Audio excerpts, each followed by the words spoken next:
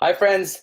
Thank you for joining us. This is Sunil Chandy. I'm here at Food for Thought. This is our Friday edition. So you see me, of course, this is our ministry out of Christchurch, Westerly. And today I'm not wearing my collar because today is Friday and it's a dress down day for me. And it's usually the day that I have as a day off. But today we have one of our own committee chairs who I wanted to introduce to our online community again, and also, of course, to our various church members who are watching on this program.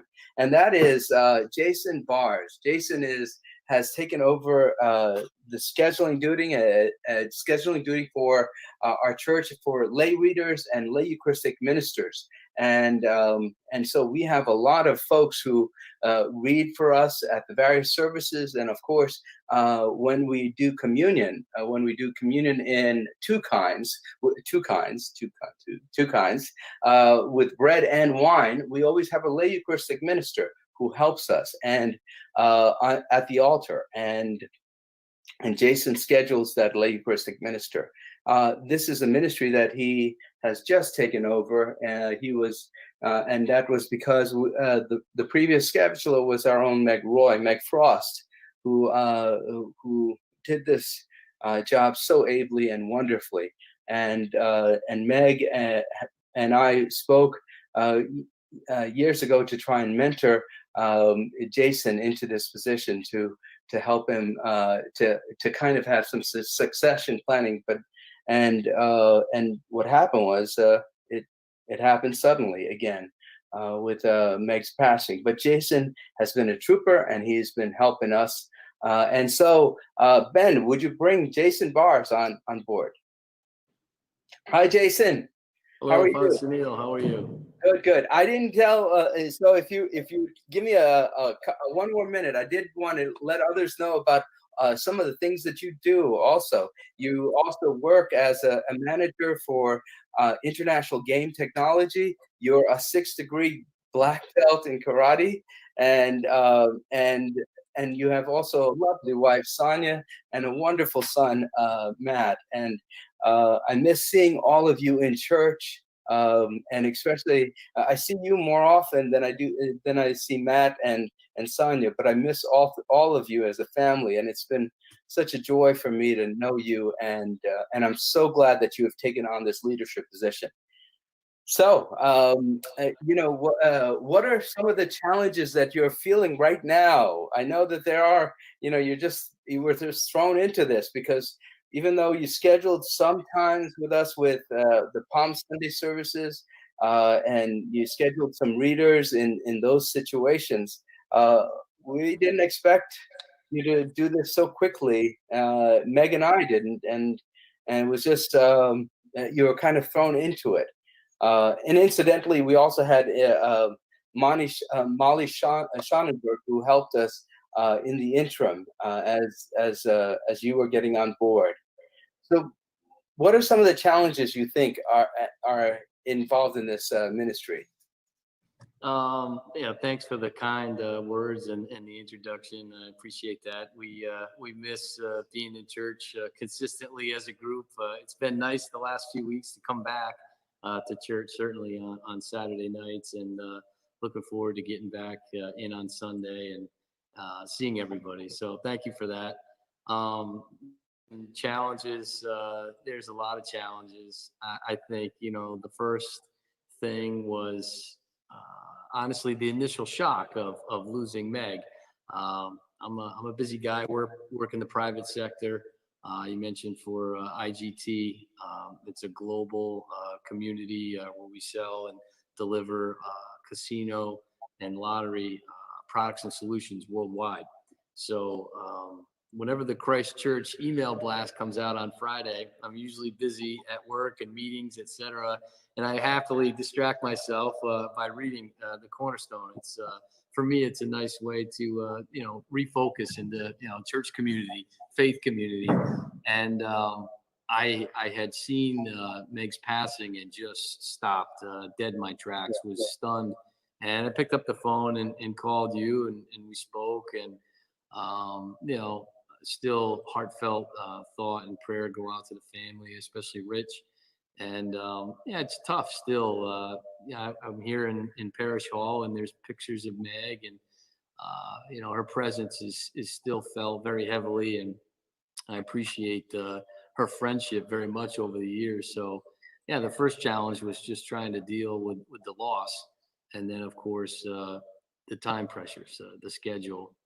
There's just not enough time in the day. Everybody's busy, running fast. So what I try to do is take an old adage I learned in some corporate development training about a decade ago. We had a great adjunct professor psychologist come in for a year to train us in leadership development. And he said to us during one of the first classes, strategically, you need to slow down to speed up. Boom, right away, hand goes up. I'm like, what are you talking about?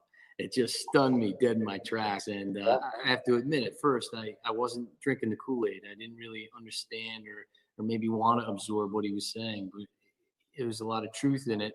And I come to really practice that approach, which is, you know, sometimes you have to stop what you're doing. You have to just sit still.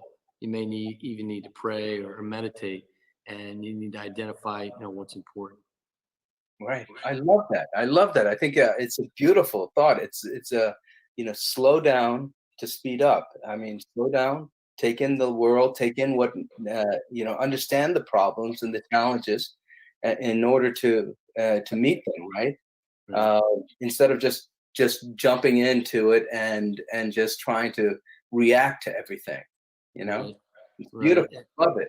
We had a great educational family. I come from a family of educators. My father was a principal, my mom teacher, my sister's a superintendent, Yeah. and you know, education was always first and foremost in our family's life, including, you know, faith.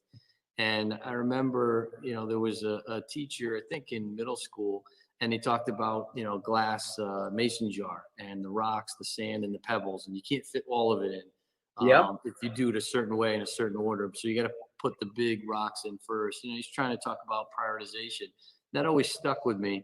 And all those years later, as an adult in that corporate leadership training, you know, it was interesting. It's a different approach to strategic planning, but essentially it's the same thing. You need to prioritize what are the most important things that you need to focus on. In my life, it's always been faith first, family. I can count on one hand faith, family, friends, training, my martial arts training, and then career or education at the time going through school. And I try to focus on those five key areas, and the rest may fall where it does. Otherwise, the big stuff, you're not focusing on the right areas. Yeah, it's beautiful. I love that. And it reminds me, one of the things that uh, about Meg. I just wanted to, when mentioned strategically doing things, and that was one thing about her too. I remember, because she was not paraplegic, but she had some issues walking, and it was really very hard for her to walk. What she would do was she would always think out strategically where she needed to be, what she needed to get done, and how she needed to get it done, and always kind of thinking what is the most important things to get done in order for me to get from here to there. So, I mean, it was interesting because, and I learned so much from her in this. She would, you know, and part of the reason was she wanted to make it as normal as possible for everyone else. Hmm.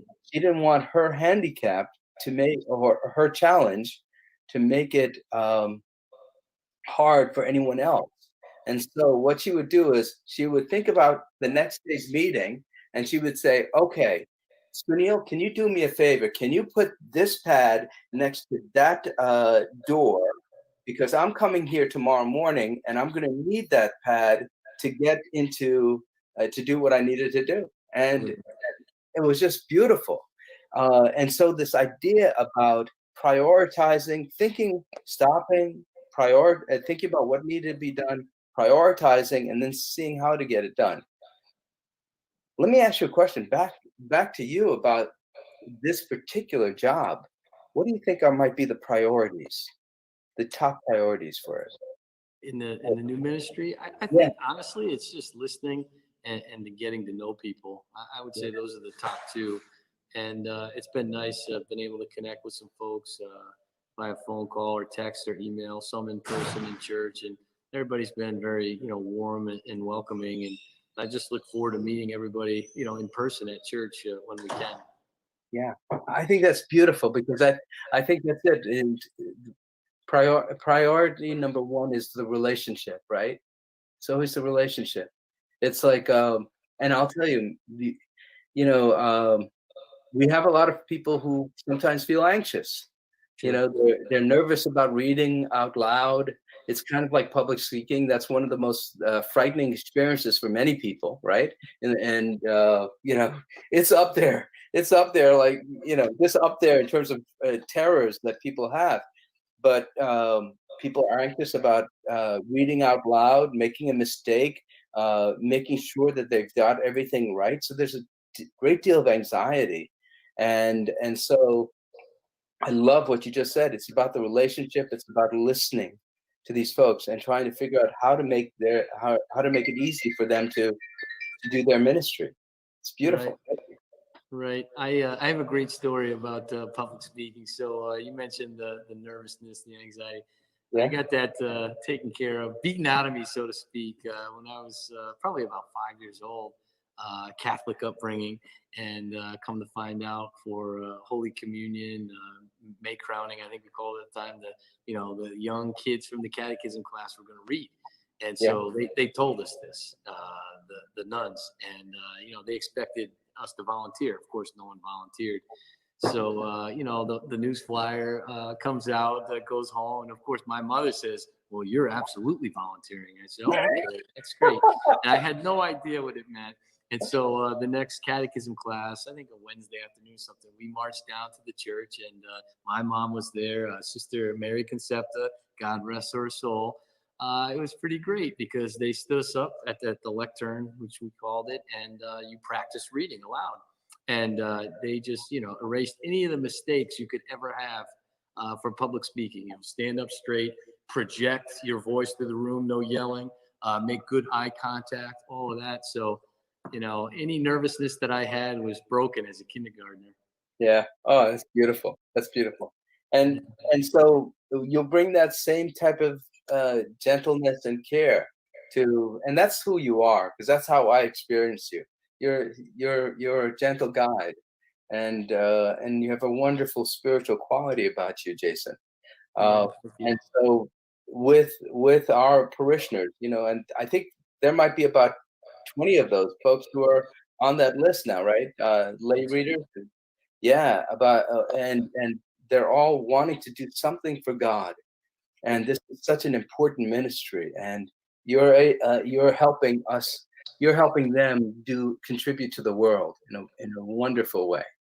It's nice. It helps everybody stay connected, in a sense of belonging and contributing and serving all in the same way, which is really nice. And, I think people are longing for that spiritual, faith-based community connection again, especially, we're still in a pandemic and for the most part quarantine and social distancing. So I Yeah. think people are yearning for it now more than ever. We've been in it, 6 months now, and it'll probably continue to some extent for the next 6 to 18 months. So any type of contribution I think that we can make as a group, I think is helpful for people to feel, positive. Yeah, I agree. I agree. Um, you speak about the global challenge that we're having. Uh, one of the things I know that you're a very busy manager in your firm, and I know that also prior to this, you used to travel all over the world. I mean, one time I hear you in London, then Italy, and Rome, then all over the place, and you have clients throughout the world, and sometimes and in our conversations, you told me that sometimes you're in conversations with people in China and maybe India, or just and the time zones are different. So their morning is our night, and so you're all over in terms of work schedule.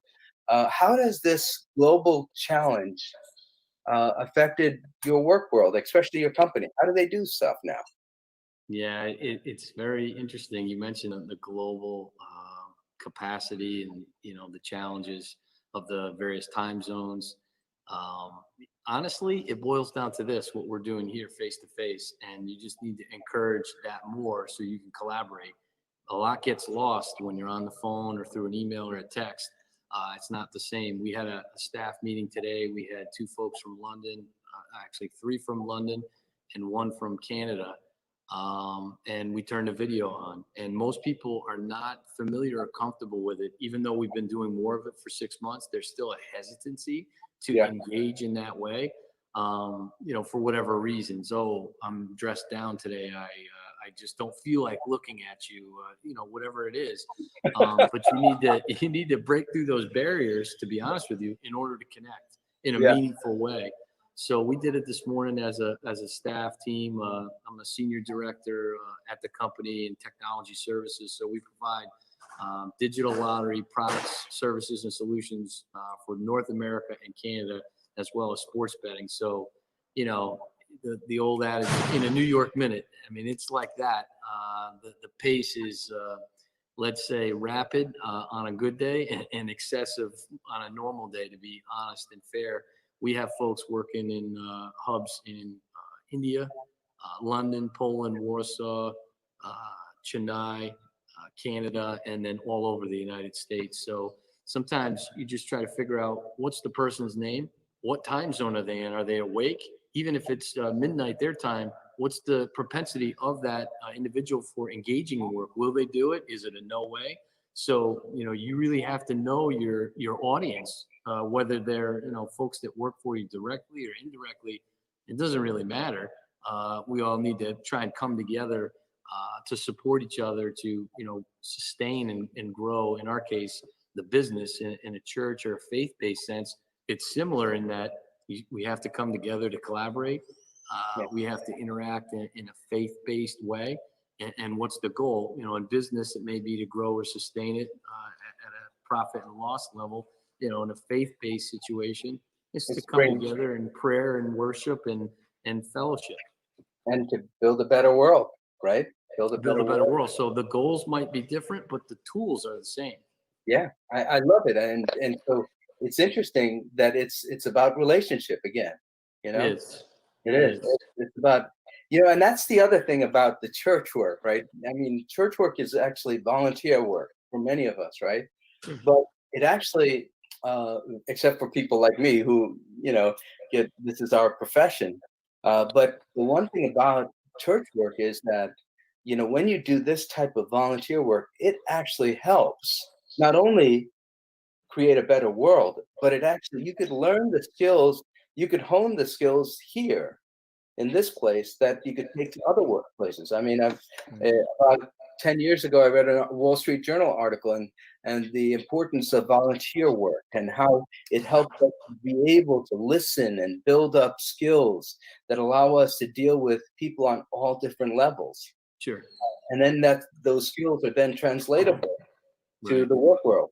Right. And I think that's interesting. You mentioned people at all different levels. It could be north and south or east and west. It's a whole ecosystem. You're not going to have all the answers in a technical program like at work.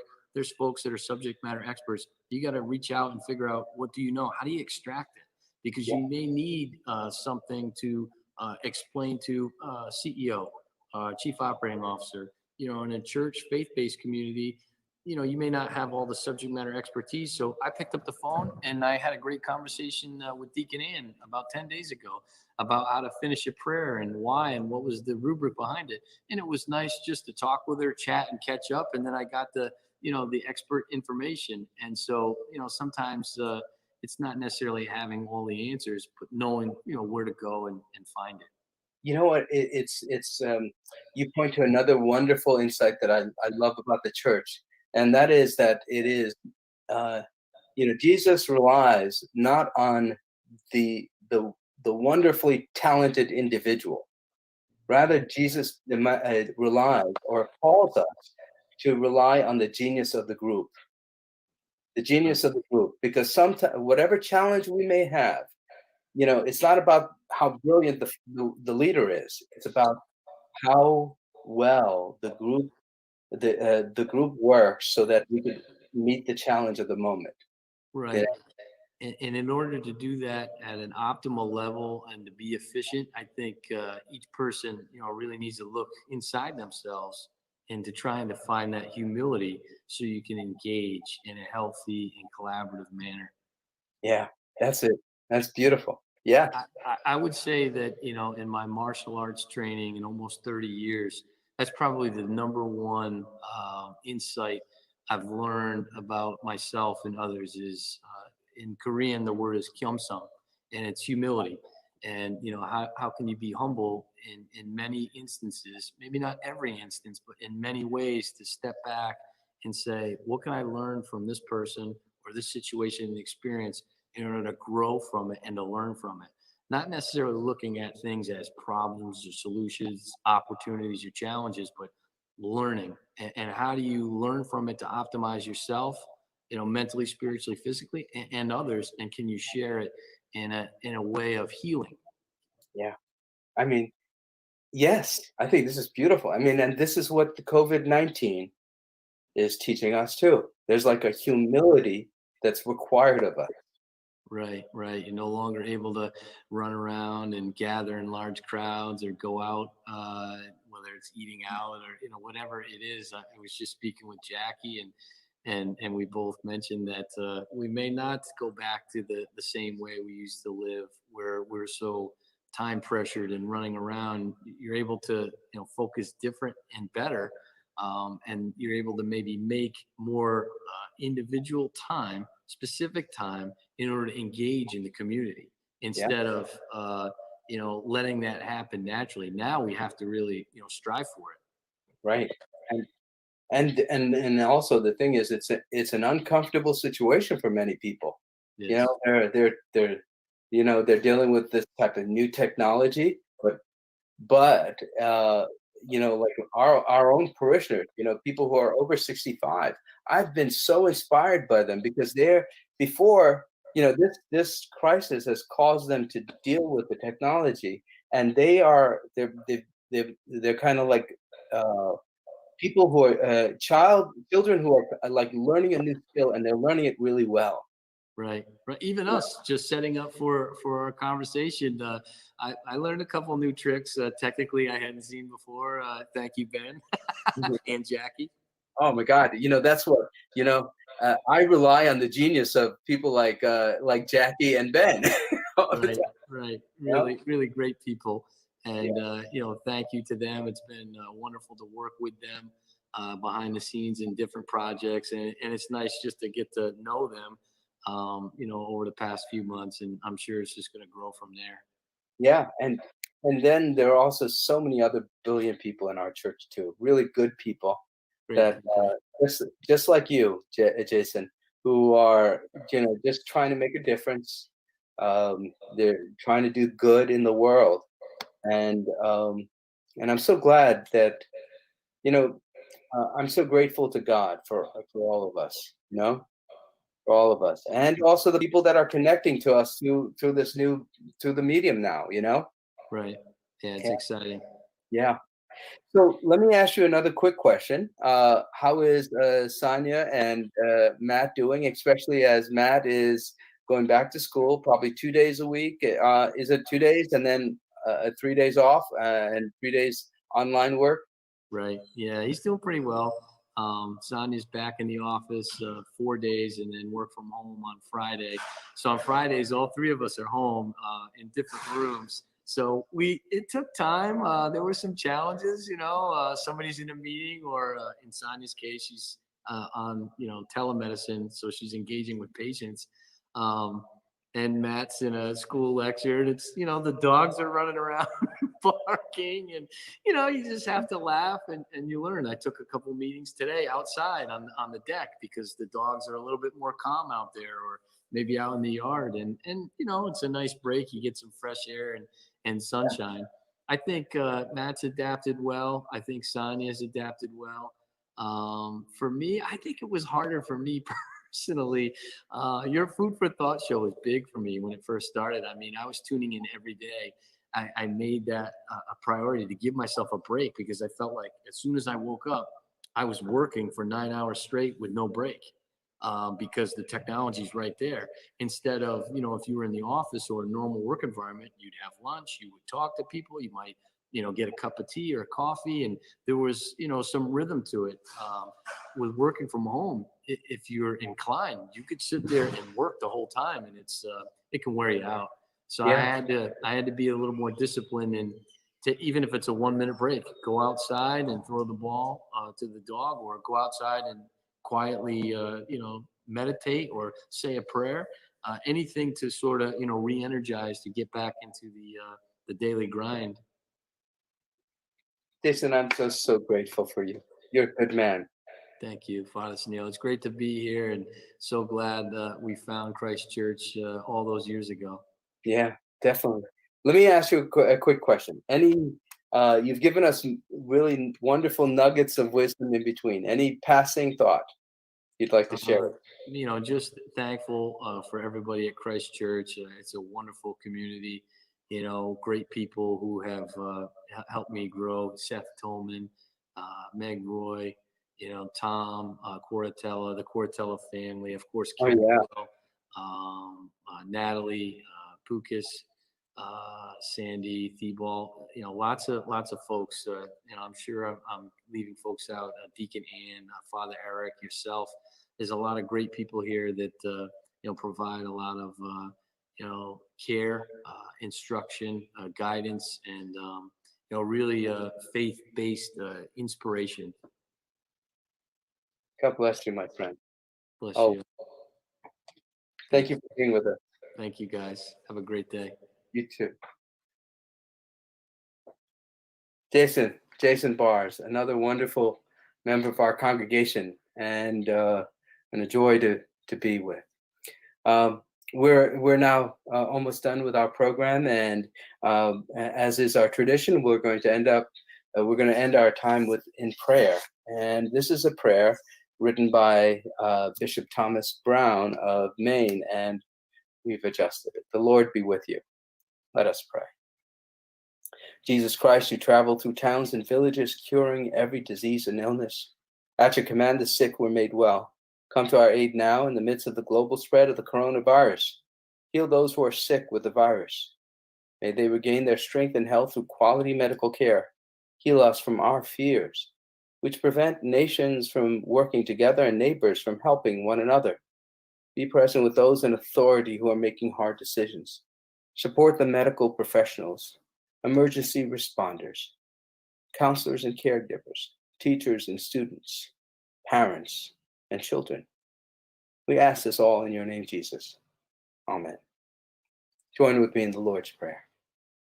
Our Father, who art in heaven, hallowed be thy name. Thy kingdom come, thy will be done, on earth as it is in heaven. Give us this day our daily bread. Forgive us our trespasses, as we forgive those who trespass against us. Lead us not in temptation, but deliver us from evil. For thine is the kingdom, and the power, and the glory, forever and ever. Amen. Friends, go in peace, to love and serve the Lord. Spread the light of Christ. The world needs it right now.